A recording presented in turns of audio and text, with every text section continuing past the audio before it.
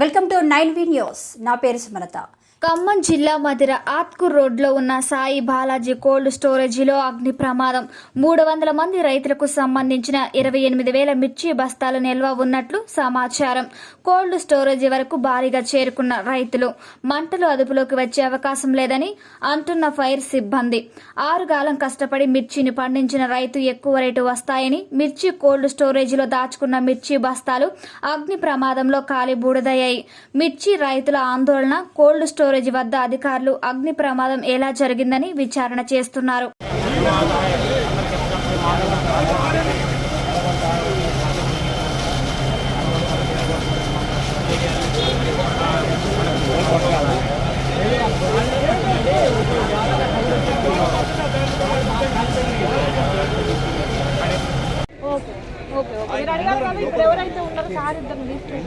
లోపల ఏడన్నాం 4 టిక్కీలు పెట్టి తగలబడిందని మొత్తం అమ్ముకుంది అనుకోండి. మేము మొన్న వచ్చినాం, ముఠా లేదని అమ్మలేదు.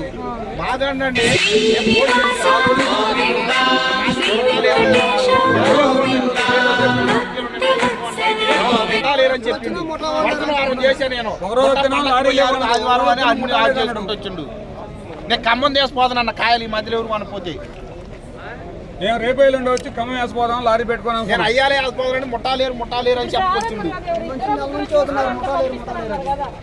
ఏదో ప్లాన్ చేసిండు ఆయన. అది ఇప్పుడు కనపడుతుంది చెబుతూ